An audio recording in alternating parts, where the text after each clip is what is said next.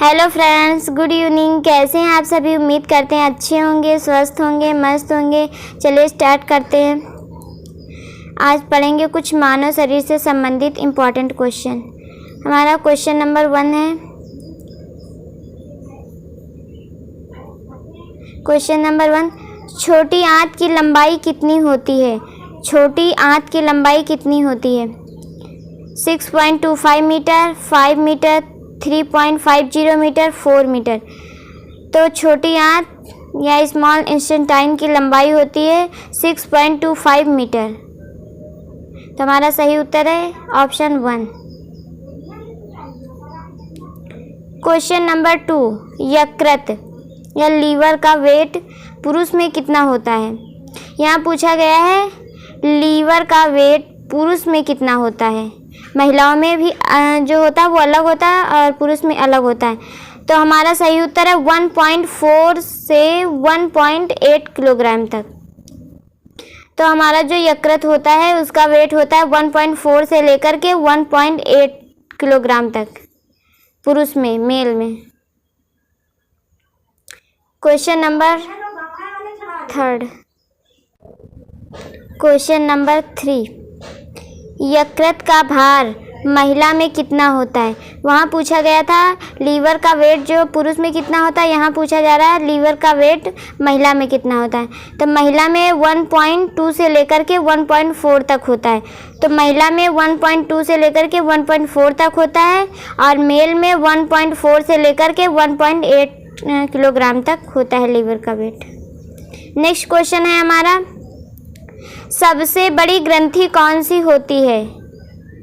Parotid gland, thyroid, abdominal aorta, यकृत।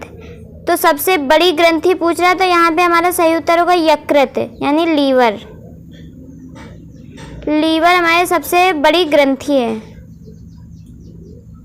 Question number 5, शरीर का सबसे कठोर भाग कौन सा होता है? इसमें ये पूछा गया है कि शरीर का सबसे कठोर भाग कौन सा होता है।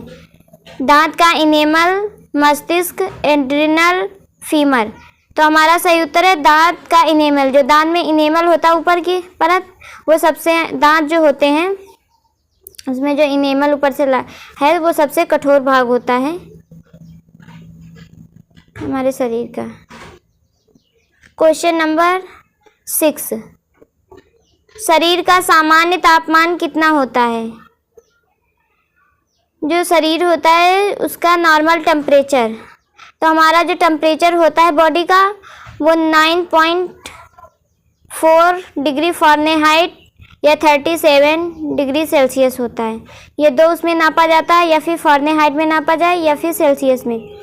तो सेल्सियस में 37 डिग्री सेल्सियस होता है, फ़ारेनहाइट में 98.4 डिग्री फ़ारेनहाइट, 98.4। क्वेश्चन नंबर 7, शरीर में रुधिर की मात्रा कितनी होती है? जो हमारा शरीर होता है, जो हमारी बॉडी होती है, उसमें ब्लड की मात्रा कितनी होती है? तो 5.5 लीटर, 4.5 लीटर, 5.9 लीटर, 6.5 लीटर। तो हमारा सही उत्तर है 5.5 लीटर।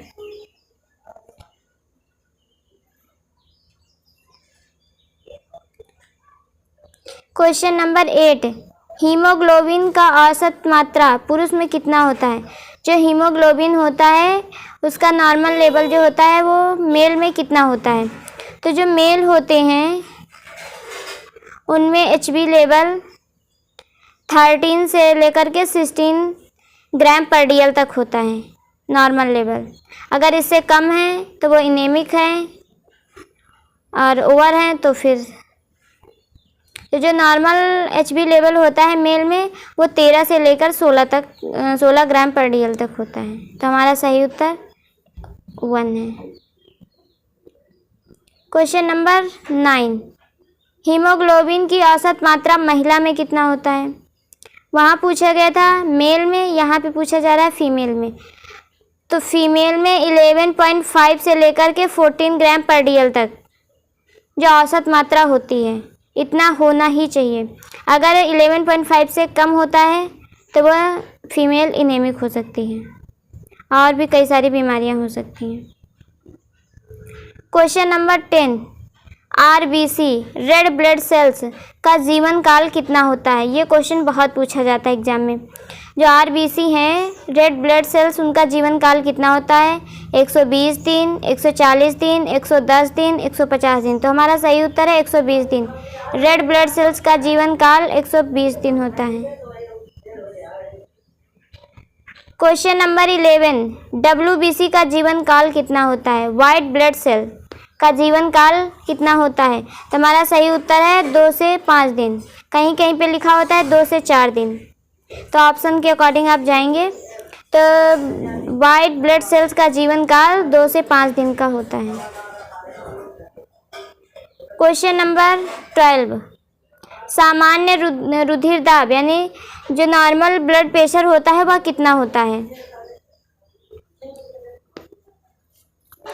110 से 70 HG, 120/80 HG, 130/80 HG, 140/90 HG। तो जो नॉर्मल ब्लड प्रेशर होता है वो 120/80 HG होता है, जिसको mm/Hg में नापते हैं। इसको नापने का जो इंस्ट्रूमेंट होता है उसको स्फेग्नोमैनोमीटर बोलते हैं, नॉर्मल भाषा में बीपी मशीन बोलते हैं। तो जो हमारा नॉर्मल ब्लड प्रेशर होता है वो 120/80 mm/Hg होता है। क्वेश्चन नंबर 13, सामान्य नब्ज यानी कि जो नॉर्मल पल्स रेट होती है वो जन्म के समय कितनी होती है? नॉर्मल पल्स रेट जन्म के समय कितनी होती है? तो हमारा सही उत्तर है 140 पर मिनट। 140 बीट पर मिनट होती है हमारी पल्स रेट जन्म के समय। नेक्स्ट क्वेश्चन है 14 नंबर, सामान्य नब्ज यानी नॉर्मल पल्स रेट 1 वर्ष की उम्र में कितनी होती है? तो यहाँ हमारा उत्तर हो जाएगा 120 बीट पर मिनट। जन्म के समय 140 बीट पर मिनट होता है, 1 ईयर के अंदर 120 बीट पर मिनट होता है। क्वेश्चन नंबर 15 में पूछा गया है नॉर्मल मतलब सामान्य नब्ज गति पल्स रेट वयस्क में कितनी होती है? जो वयस्क लोग होते हैं तो उसमें 70 बीट पर मिनट होती है। जो नॉर्मल पल्स रेट होती है वयस्क में वो 70 बीट पर मिनट होती है। तो हमारा सही उत्तर है 70 बार पर मिनट। नेक्स्ट क्वेश्चन है 16, हृदय गति या हार्ट रेट कितनी होती है? जो heart rate normal heart rate होती है वो 72 बीट पर मिनट होती है। Normal heart rate 72 beat per minute होती है। तो हमारा राइट आंसर 1 है। क्वेश्चन नंबर 17, सबसे बड़ी सिरा कौन सी होती है? यहाँ पे पूछा गया सबसे बड़ी सिरा कौन सी होती है? तो हमारा राइट आंसर होगा इंफीरियर वेना कावा। जो इंफीरियर वेना कावा होती है वो सबसे बड़ी सिरा होती है हमारे शरीर की। नेक्स्ट क्वेश्चन है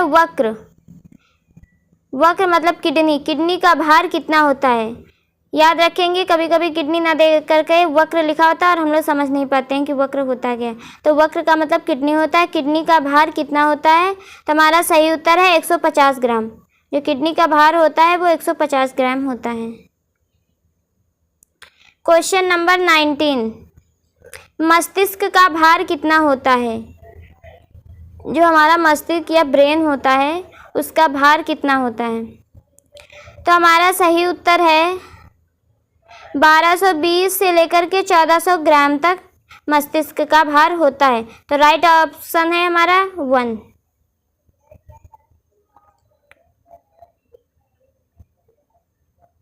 क्वेश्चन नंबर 20, मेरुदंड की लंबाई कितनी होती है? जो हमारी मेरुदंड होती है उसकी लंबाई कितनी होती है?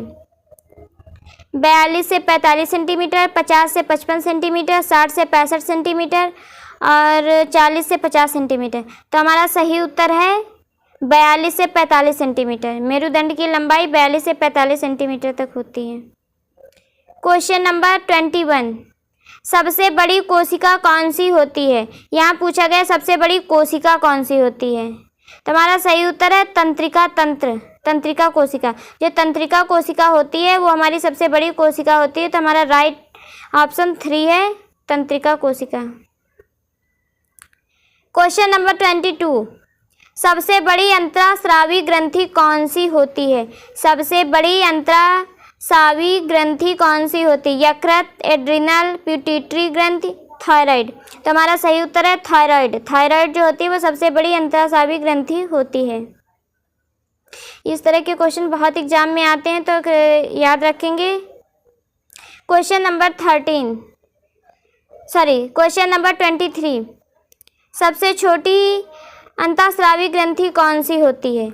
वहाँ पूछा गया था सबसे बड़ी अंतःस्रावी ग्रंथि कौन सी होती है, यहाँ पे पूछा जा रहा है सबसे छोटी अंतःस्रावी ग्रंथि कौन सी होती है। तो हमारा राइट आंसर है पिट्यूटरी ग्लैंड। जो पिट्यूटरी ग्लैंड होती है वो सबसे छोटी अंतःस्रावी ग्लैंड या ग्रंथि होती है। क्वेश्चन नंबर 24, अस्थियों की कुल संख्या होती है, जो हमारी बोन होती है उनकी कुल संख्या कितनी होती है? तो हमारा राइट आंसर होगा 206। हमारा शरीर है, जो हमारा स्केलेटन सिस्टम है वो 206 बोन से मिलकर बना है। क्वेश्चन नंबर 25, सबसे छोटी अस्थि कौन सी होती है? यहाँ पे पूछा गया जो सबसे छोटी बोन होती है वो कौन सी होती है? Stapes, femur, tibia, fibula. तो हमारा सही उत्तर है स्टेपीज। जो स्टेपीज होती है, जो हमारे कान की हड्डी होती है, मध्य कान की हड्डी बोन, वो सबसे छोटी बोन होती है। क्वेश्चन नंबर 26, सबसे लंबी अस्थि कौन सी होती है? यहाँ पर पूछा गया है सबसे लंबी बोन कौन सी होती है?